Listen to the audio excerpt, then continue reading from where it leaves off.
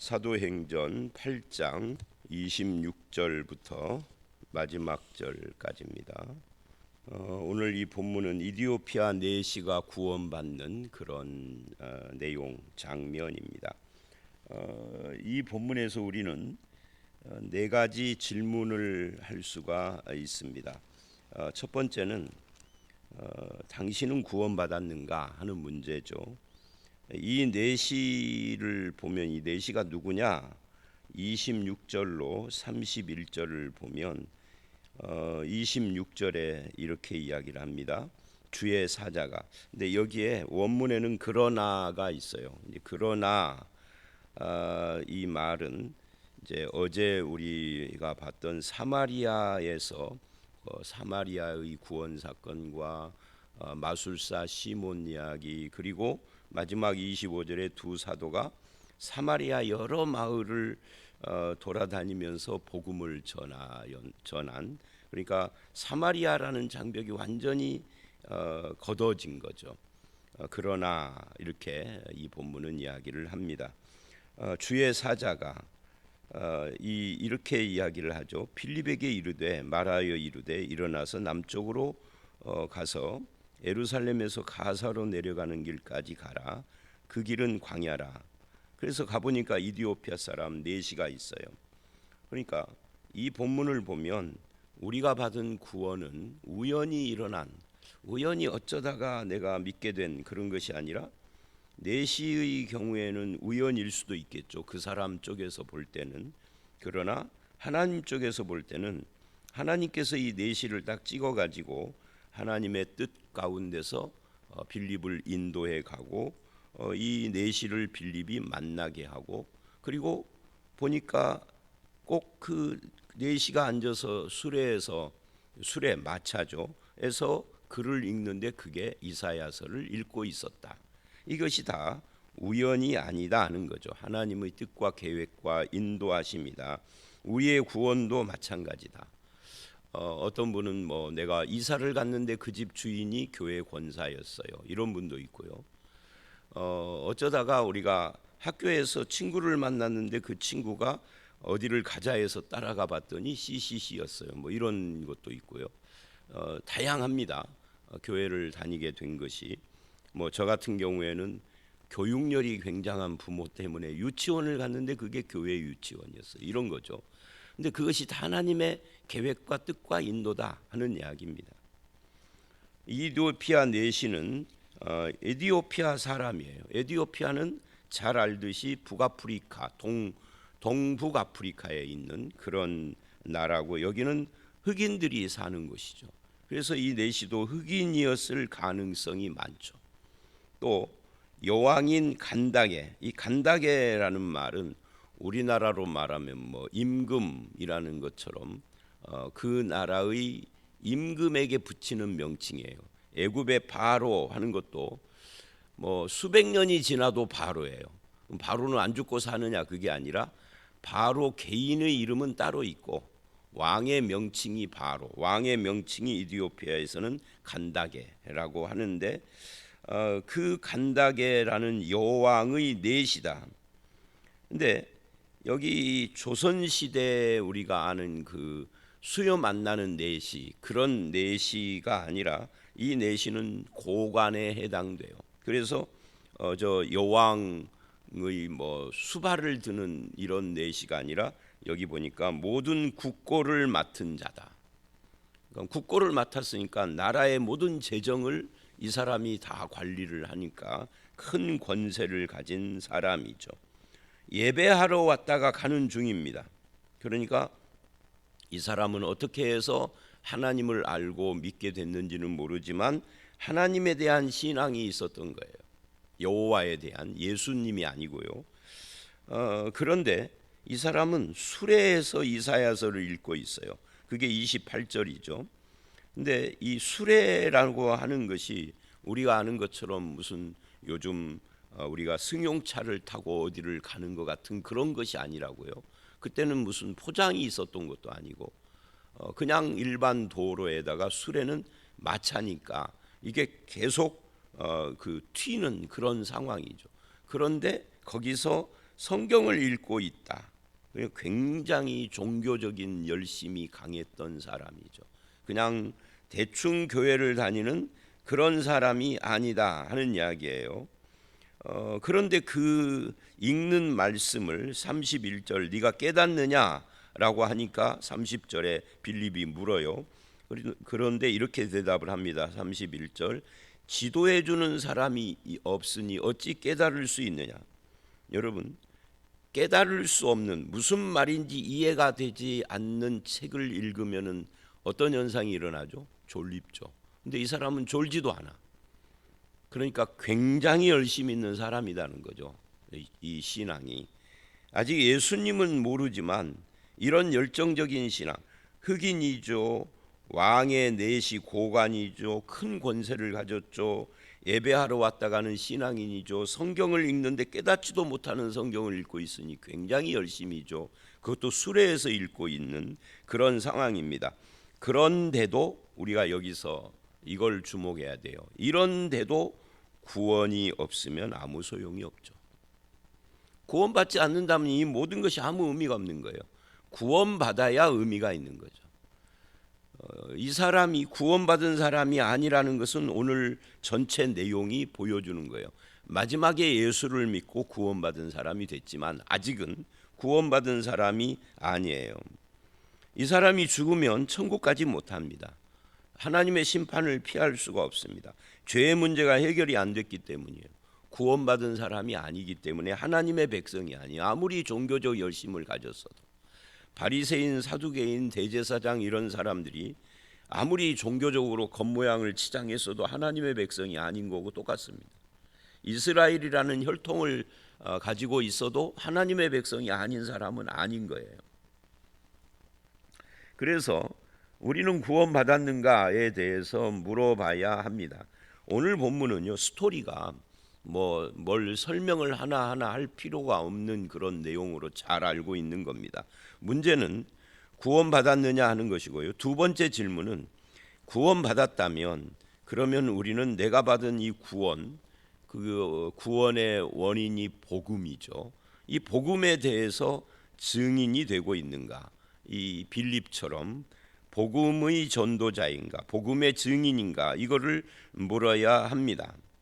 26절을 다시 보시면 성령께서 주의 사자가 당신이 직접 사람들에게 나타나서 너 예수 믿어야 돼. 이 간다게 이 내시에게 너 예수 믿어 이렇게 말할 수도 있을 텐데 하나님은 그렇게 직접 말씀하시기보다는 사람을 보내시죠. 그게 빌립이에요, 여기서는. 근데 이 빌립이 우리들일 수도 있죠. 그래서 우리가 찬송가에 천사도 흠모한다라고 하는 말이 그 가사가 나오잖아요. 천사가 할 수 없는 것이 있어요. 그 천사가 할 수 없는 것이 뭐냐면 바로 이렇게 어떤 사람을 전도하는 일은 천사에게 맡긴 것이 아닌 거죠. 천사는 사람이 나타나서 누구에게 가서 전도하라라고 할 수는 있어도 직접 그 사람에게 전도하지는 않아요. 그러니까 이거는 사람이 그것도 먼저 믿은 사람에게 주신 특권적인 사명이라고요. 그 다음에 30절로 35절을 보면 모든 기회가 복음 증거의 기회였다 하는 것을 알 수가 있습니다. 이사야서에 대한 신학 논쟁이 있어요. 신학 논쟁. 예를 들면 제2 이사야, 제3 이사야 같은 제2 이사야의 종의 노래. 아니야, 제3 이사야의 제2가 있고 3이 있으면 제1이 있을 거 아니에요. 그러니까 이사야서를 1, 2, 3으로 나눠 가지고 이게 각자의 저술을 모은 것처럼 말하는 그런 논쟁이 있어요. 그런데 지금 이 30절로 35절을 보면 그런 논쟁 전혀 안 나옵니다. 전혀 안 나오고 핵심이 뭐냐면 여기 말하는 이 사람이 타인이냐 자기냐 이거예요. 타인이냐 자기냐, 선지자 본인이냐 아니면 예수님을 가리키느냐 하는 거죠. 우리식으로 말하면 이 중요한 것은 복음의 핵심 예수 그리스도 그리로 바로 들어가요. 뭐 신학적 논쟁 그런 거 필요 없어요. 여러 어떤 사람들은 자기가 책 많이 읽은 사람이요 공부 많이 한 사람인 것을 흉내내고 드러내고 싶어서 여러 무슨 뭐 신학적인 논쟁을 가지고 이야기를 하고, 그거 신학적인 논쟁을 이야기를 하고 그 문제를 나름대로 정리해서 나는 이렇게 생각한다 하는 것이 구원인가요? 그거하고 구원하고는 아무 상관이 없어요. 그런 걸 알아도 구원이 아니고 몰라도 구원 못 받는 것이 아니고, 구원은 오직 성경이 증언하는 예수 그리스도를 통해서만 받는 겁니다. 그리고 모든 그리스도인은 신학 논쟁을 하라고가 아니라 이 복음의 증인이 되라라고 부르심을 받은 사람들입니다. 그다음에 세 번째, 이 본문에서 또 우리는 이런 질문을 해볼 수 있습니다. 그러면 이 내시는 이방인이겠죠. 이 내시에게는 왜 성령이 임했다는 말이 없는가? 희한하죠. 왜냐하면 지금까지 사도행전은 모든 전도의 현장에 성령이 임했다 뭐 이런 표현, 성령이 내리셨다, 뭐 성령께서 뭐를 했다 이런 표현들이 나와요. 근데 내시에게는 그거 안 나와요. 이 사건에는 왜 안 나오느냐라고 할 때 이 사건을 우리가 잘 읽어보시면 어떤 장벽도 없기 때문에 안 나오는 거예요. 사도행전에서 성령이 등장을 하실 때는 반드시 어떤 장벽이 있을 때, 사마리아라는 장벽, 그 다음에 고넬료 이방인이라는 장벽. 목사님 여기 내시도 이방인이냐? 아니요, 이 사람은 이미 하나님을 믿고 있는 사람이에요. 예수를 모를 뿐이에요. 여호와 신앙을 가지고 있는, 이 사람은 장벽이 없어. 본인 스스로 그 먼 길을, 여러분 지도에서 에티오피아 찾아보세요. 에티오피아에서 예루살렘까지 가려면 얼마나 걸릴 것인지. 거기를 먼 길을 자가용도 아니고 비행기도 아니고 마차 타고, 수행원은 있었겠죠. 근데 그 길을 왔다가 가는 길에 피곤도 안 해. 성경을 읽고 있어. 그렇죠? 마치 이런 거고 똑같아요. 제가 미얀마를 갔다가 오는 그 비행기에서 계속 성경을 읽고 있는, 여러분 어떻게 생각하세요? 제가 미얀마 갔다 오는 비행기에서 계속 한국 김포 인천 도착할 때까지 성경 읽을까요? 안 읽을까요? 상상을 해보십시오. 한 번도 읽어본 적이 없어. 비행기 안에서 성경을 읽을 분위기도 아니고 피곤해서 읽을 수도 없어요. 그 밤에 12시 가까운 시간에 비행기를 탔는데 인천에 새벽에 도착을 하는데 성경을 어떻게 읽어요? 자야지. 졸려 죽겠는데 피곤하고. 근데 이 사람은 성경을 읽고 그것도 깨닫지도 못하는. 그러니까 이 사람에게는 어떤 장벽도 없어요. 이제 10장에 나오는 이방인 고넬료 사건에는, 거기에는 심각한 복음의 장벽이 있습니다. 어떤 장벽이죠? 본인은 하나님을 인정을 하는 사람이에요. 이 고넬료도 유대교로 귀화한 사람이에요. 근데 이 사람을 바라보는 다른 사도들에게 장벽이 있어요. 그러니까 이 장벽이라는 것은 사마리아도 마찬가지예요. 사마리아인들에게 있는 장벽이 아니라 이스라엘 사람들에게 있는 장벽, 특히 사도들에게 있는 장벽입니다. 그 장벽을 치우는 거예요. 근데 빌립은 그런 장벽을 가진 사람이 아니에요. 사마리아에 제일 먼저 들어간 사람이기도 하고. 그래서 여기에는 성령이 임하는 모습을 가시적으로 여기 등장시킬 필요가 전혀 없었던 거죠. 복음의 장벽이 없으니까. 그래서 고넬료 사건에서는 우리가 어제 봤던 사마리아도 말씀을 받았다 하는 거고 똑같이 이방인들도 믿었음을 증명을 하는, 그래서 예루살렘에 있는 할례자들의 이 힐난을 시비를 잠재울 필요가 있었지만 오늘 본문에는 전혀 그런 대상이 없으니까 성령께서 임하시는 모습을 보여줄 필요가 없어요. 그렇다고 해서 성령께서 이 내시의 구원에 역사하지 않았느냐? 그거는 아니에요. 모든 사람의 구원은 성령께서 하시는 거예요. 구원의 근거는 예수님이지만 구원 행위는 성령께서 하시는 거예요. 성령이 안 한 구원은 없어요. 만약 성령이 역사하지 않은 구원을 누가 받았다면 그 사람은 가짜 구원 받은 거예요. 모든 구원받은 사람은 성령님이 하시는 겁니다. 그래서 여기에서는 다시 그런 장벽이 없었기 때문에 그런 성령께서 역사하시는 것을 보여줄 필요도 없었고 기록할 필요도 없었던 거죠. 그러므로 내시가 예수를 믿고 세례를 받고 모든 거리낌, 36절에 내가 무슨 세례를 받음에 거리낌이 있느냐, 거리낌이 없다 그 말이에요. 모든 장애, 거리낌에서 해방되어진 거죠. 나는 거리낌이 없다. 세례다워. 아니 1년 안 됐는데 학습 안 받는데 오늘날처럼 말하면 학습 거치지 않고 세례 줄 수 있느냐라고 시비하는 사람이 있다면 어떻게 해야 될까요? 무시해야죠. 그죠? 멍청한 소리를 하는 거니까. 성경에는 학습이라는 절차가 없어요. 학습은 왜 만들었느냐면 이제 시대가 조금 이렇게 변해가면서 믿는 사람들도 많고 이게 직접 세례를 주었더니 부작용이 있더라. 그래서 학습이라는 단계를 성경에도 없는 걸 만든 거예요. 누가? 교회가. 특별한 상황 속에서는 학습 안 해도 되고요. 1년 안 기다리고 즉석에서 예수 믿은 사람 세례 주어도 되죠. 내가 이 사람 오늘 만났어. 이 사람이 외국인이에요. 오늘 만나면은 평생 죽을 때까지 만날 일도 없어. 근데 이 사람이 예수 믿겠대. 그럼 어떻게 해야 돼요? 당신 고국에 돌아가서 교회를 찾아. 우리나라는 이슬람 국가라 교회가 없는데요. 어떻게 해야 돼? 수돗물 떠다가 세례 주어야죠. 예수 믿는다는데 고백하는데 그걸 뭐 한국 장로교회 법을 거기다 갖다 들이대면 멍청한 목사죠. 그 목사.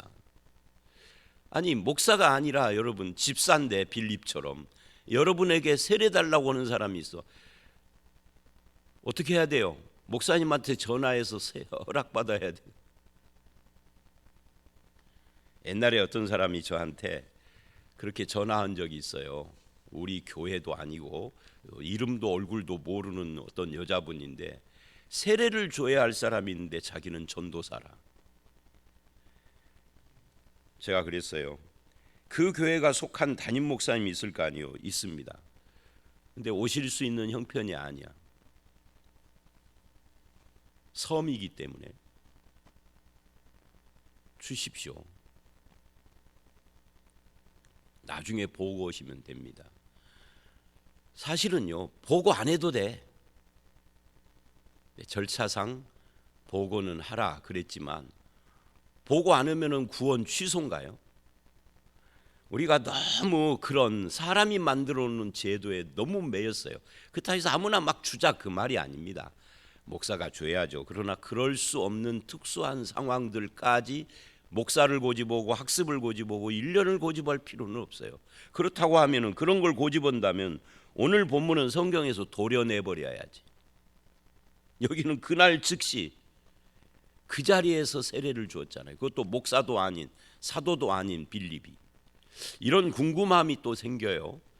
앞에 사도행전 8장 어제 말씀에 보면 빌립이 사마리아 성에서 복음을 전하고 그래서 믿고 남녀가 다 세례를 받으니 하고 12절을 했는데 사도들이 와서 세례 주었을까요? 아니죠. 사도들은 그 후에 와서 기도하고 안수하고 성령이 임하셨는데 그 전에 빌립 집사가 목사님 빌립은 안수 집사나 서리 집사나 집사는 집사죠. 사도가 아니죠. 그래서 우리는 너무 제도적이다. 다른 말로 우리는 무슨 관료주의에 물든 사람 같다. 그렇다고 해서 마구 하자는 이야기가 아니에요. 본질을 우리가 알자는 거죠. 본질은 1년도 아니고 학습도 아니고 예수 믿느냐, 신앙 고백이 확실하냐 하는 문제예요. 그래서 거리낌이 없다. 해방이 됐다. 나는 장벽이 없다 이 말이죠. 그래서 세례를 받고 그리고 이제 38절 세례를 베풀죠. 그리고 39절 주의 영이 둘에서 물에서 올라올 때 주의 영이 빌립을 이끌어 간지라. 이 본문 주의 영이 이끌어 갔다라는 이 표현은 주의 영이 성령께서 빌립을 휘 하고 데리고 갔는지, 아니면 빌립이 뚜벅뚜벅 걸어서 다시 사마리아로 복귀를 했는데 그걸 성령께서 데려가신 것이라고 묘사했는지, 그것은 알 수가 없어요. 근데 여기 이끌어 간지라라는 말이 원어에서는요, 뺏어갔다 이런 표현이에요. 그러니까 이 내시는 빌립을 좀 더 붙잡고 이야기를 하고 싶고 이러겠지만 성령께서 빌립을 내시로부터 뺏어갔다. 말하자면 둘이 헤어지게 했다. 이제 떠나라. 너 이 자리에 머물 필요 없어. 내시는 내시대로 자기 본국으로 돌아가고 너는 사역의 현장으로 가야 돼 하고 떠났다라는 이야기지, 무슨 공중으로 휘리리리 해가지고서 이렇게 갔다 이런 이야기는 아니에요. 자, 어쨌든 간에 문제는, 여기에 핵심은 주의 영이 빌립을 어떻게 데려갔느냐 이게 아니라, 빌립하고 헤어진 내시는 기쁘게 길을 가므로 그를 다시 보지 못하니라. 빌립은 평생 죽을 때까지 이 내시를 못 봤죠. 이때 헤어지고. 그러나 내시는 기쁘게 길을 갔다. 요 기쁘게 때문에 제가 성경 설교 시간에 요거 몇 번 인용을 한 적이 있죠. 이게 특별한 단어이기 때문에 그래요. 영어로는 리조이싱이라고 하는데 환희입니다. 환희. 그래서 너무너무 예수 믿고 세례받은 것이 너무너무 기뻐서, 그래서 구원받은 자의 축복이 뭔가라는 네 번째 질문이 여기 36절 39절에 이 네 번째 질문이 생깁니다. 거리낌이 사라지는 것이 구원의 축복이고, 기쁘게 리조이싱 또는 조이풀 한 인생길을 걸어가게 만들어주는 것이 구원의 축복입니다. 복음이 주는 구원의 은혜와 생명과 그 기쁨을 누리는 것이 구원받은 자의 축복입니다. 구원받으면 무슨 갑자기 가난뱅이가 부자가 되고 말단 직원이 사장이 되고 이러는 것이 아니라, 이런 삶의 기쁨, 생명을 누리는 그런 기쁨, 이런 것들이 생기는 거죠. 이것이 모든 사람에게 주는 구원의 기쁨이죠. 그리고 이디오피아는 이후로 복음화가 돼요. 이거는 전에도 말씀드렸던 이야기인데, 서양 선교사들이 18세기에 이디오피아를 갔죠. 아프리카 선교를 간 겁니다. 기독교 역사 최초로 가봤다가 깜짝 놀랐어요. 전 국민이 70% 80%가 기독교인이. 어떻게 이럴 수가 있는가? 아무리 역사를 찾아봐도 역사에도 안 나와. 유럽이 기독교 중심인데 거기서 이쪽으로 선교한 역사가 없어요. 물론 유럽이 기독교 중심이다라고 할 때 그 전에는 로마 제국이 중심이었죠. 이 로마 제국의 범위는 북아프리카를 포함을 했어요. 그러기는 했습니다마는, 그러니까 이 구원받은 내시에 이 구원받은 삶의 영향을 받았을 것이다 라고 짐작을 하는 거죠. 아무리 찾아봐도 역사가 없으니까. 그만큼 이 구원 사건, 이 내시에게 있어서 이 사건이 이 사람에게 준 영향이 컸다. 이 기쁘게 길을 갔다라는 것이 이게 빈말이 아니다. 빌립은 여전히 40절 여러 성을 다니며 복음을 전하고, 그래서 여전히 복음 전도자의 길을 걸어갑니다.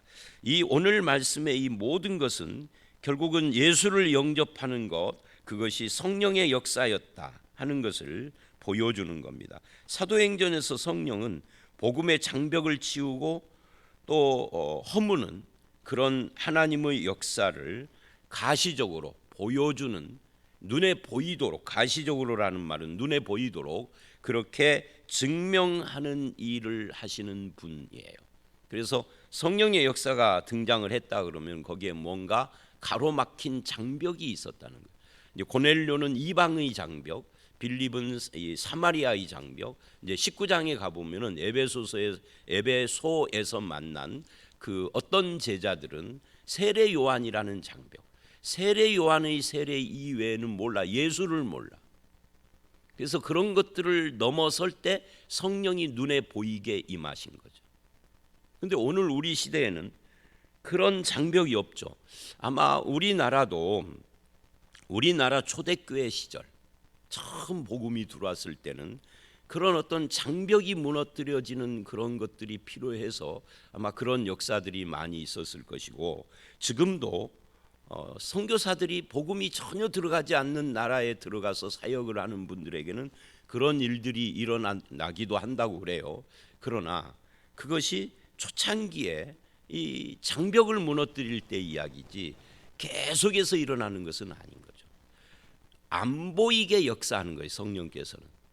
그러나 처음 눈에 보이도록 가시적으로 보여야 할 필요가 있었다 하는 것을 오늘 이 본문을 통해서 우리는 알게 됩니다. 자, 다시 4개의 질문을 하고 마무리를 하도록 하겠습니다. 여러분은 구원받았습니까? 구원받았다라고 하면은 복음의 증인이 되고 있습니까? 왜 내시에게는 오순절 성령 강림 같은 이런 가시적인 강림 현상이 없었는가를, 이건 뭐 이제 좀 여러분에게 질문이 아니라 본문의 질문이죠. 그리고 이제 우리에게 주는 마지막 질문, 우리는 구원받은 축복을 누리고 있는가? 이 질문에 대해서 나는 구원받은 사람입니다. 나는 복음의 증인으로 살겠습니다. 나는 구원받은 축복, 이 거리낌이 사라지고 기쁘게 복음이 주는 생명과 기쁨을 누리는 삶을 사는 그런 성도가 되겠습니다 라고 답변하시는 저와 여러분들이 다 되시기를 주의 이름으로 축원합니다. 함께 기도하겠습니다.